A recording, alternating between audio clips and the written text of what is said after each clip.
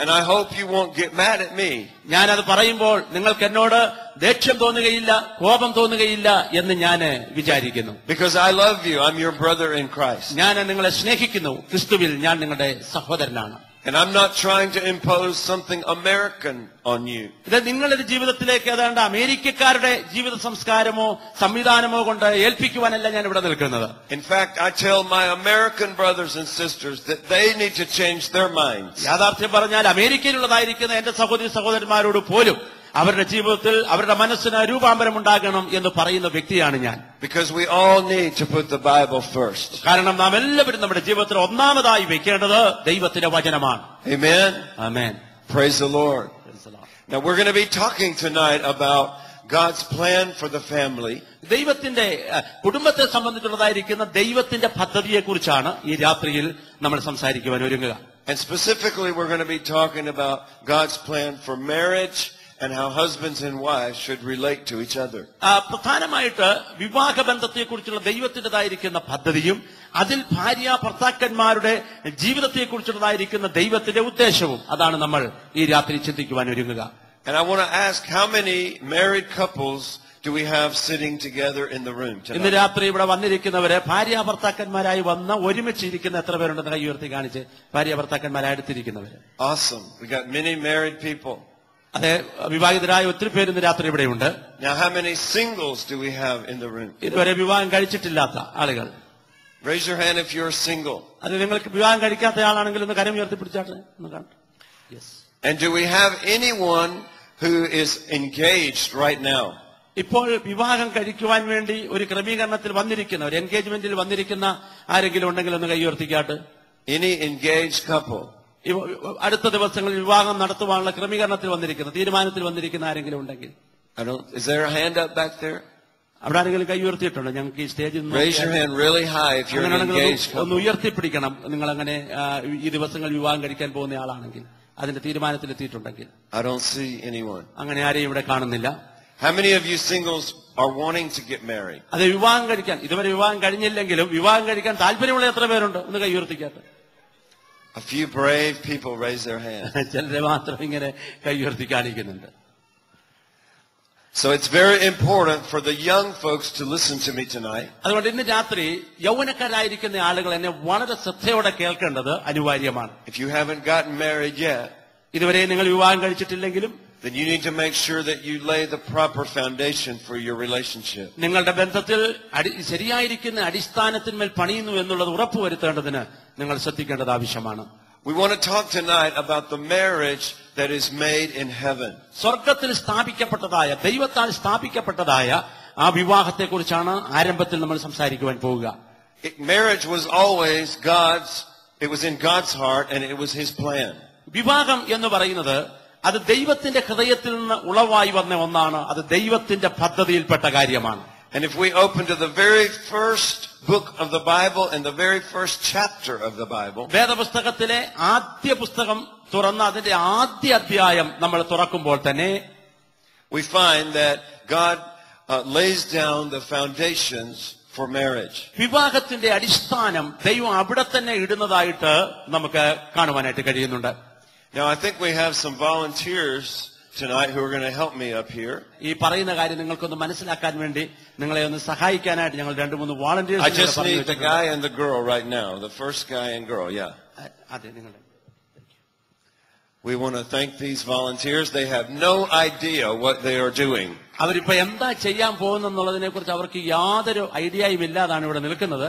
ഏതായാലും അവരെ നമുക്ക് വാസ്തവത്തിൽ ഒന്ന് അഭിനന്ദിക്കേണ്ടതാണ്. And I have a feeling that they'll be embarrassed before the night is over. അതെ, ഇവിടെ ഇത് ചെയ്യുമ്പോൾ അവർക്ക് പ്രയാസം വല്ലതും ഉണ്ടാവുമോ എന്നൊക്കെ ഒരു ചിന്ത എനിക്കുണ്ട്. Okay, I want this brother to stand here and the girl stand next to him. നിങ്ങൾ രണ്ടുപേരും കൂടെ ചേർന്ന് അടുത്ത്. Now they are going to play the part tonight of Adam and Eve. ഇന്ന് രാത്രി ആദമിന്റെയും ഹവ്വയുടെയും ഭാഗമാണ്. അവരെ പ്രതിനിധീകരിച്ചുകൊണ്ടാണ് ഇവർ രണ്ടുപേരും നിൽക്കുന്നത്. And I want you to look in your Bibles at Genesis chapter 1 verse 26 through 28.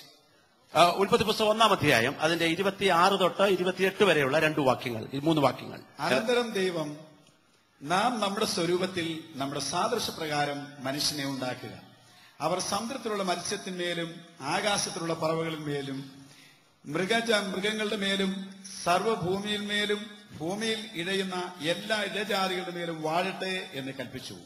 ഇങ്ങനെ ദൈവം തന്റെ സ്വരൂപത്തിൽ അവനെ സൃഷ്ടിച്ചു. ദൈവത്തിന്റെ സ്വരൂപത്തിൽ അവനെ സൃഷ്ടിച്ചു. ആണും പെണ്ണുമായി അവരെ സൃഷ്ടിച്ചു. ദൈവം അവരെ അനുഗ്രഹിച്ചു. നിങ്ങൾ സന്താന പുഷ്ടിയുള്ളവരായി പെരുകി ഭൂമിയിൽ നിറഞ്ഞ് അതിനെ അടക്കി സമുദ്രത്തിലെ മത്സ്യത്തിന്മേലും ആകാശത്തിലെ പറവജാതികളിന്മേലും സകല ഭൂചര ജന്തുവിന്റെ മേലും വാഴുവീൻ എന്ന് അവരോട് കൽപ്പിച്ചു. Now, I want you to notice what the word said about the first couple. ആദ്യത്തെ ഭാര്യാഭർത്താക്കന്മാരോട് അല്ലെങ്കിൽ ആദമിനോടും ഹവ്വയോടും ദൈവം എന്താ പറഞ്ഞത് എന്നാണ് നമ്മൾ കേട്ടത്. He said that God created the man and the woman in his image. ദൈവം തന്റെ സ്വരൂപത്തിൽ തന്റെ സാദൃശ്യത്തിൽ സ്ത്രീയെയും പുരുഷനെയും ഉണ്ടാക്കി.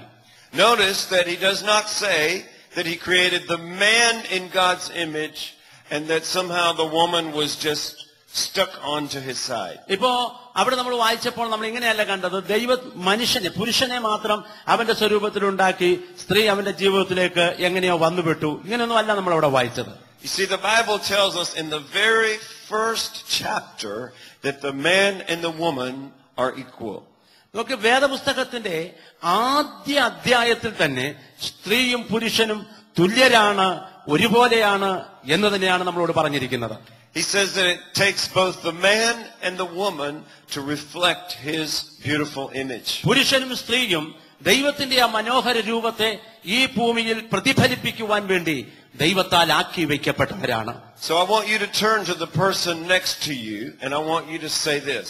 നിങ്ങളുടെ അടുത്തിരിക്കുന്ന ആളിനെ ഒന്ന് നോക്കിയിട്ട് നിങ്ങളൊന്ന് പറയണം, You are in God's image. നിങ്ങൾ ദൈവത്തിന്റെ രൂപത്തിലുള്ളയാളാണ്. Amen. Yes. We've all been made in the image of God. നാം ദൈവത്തിന്റെ സ്വരൂപത്തിൽ സൃഷ്ടിക്കപ്പെട്ടവരാണ്. And it's not just the man that reflects the image of God. ദൈവത്തിന്റെ സ്വരൂപത്തെ പുരുഷൻ മാത്രമല്ല പ്രതിഫലിപ്പിക്കുന്നത്. The woman also reflects God's image. സ്ത്രീയും ദൈവത്തിന്റെ സ്വരൂപത്തെ പ്രതിഫലിപ്പിക്കുന്നു എന്ന് നമുക്ക് കാണാം.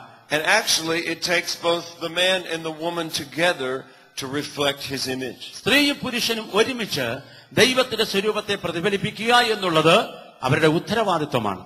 Notice also that God gave both the man and the woman a commission. മാത്രമല്ല അവർക്ക് രണ്ടുപേർക്കും തുല്യമായി ദൈവം കൽപ്പന കൊടുക്കുന്നതായിട്ട് നമുക്കവിടെ കാണാം. He told them that he wanted them to subdue the earth.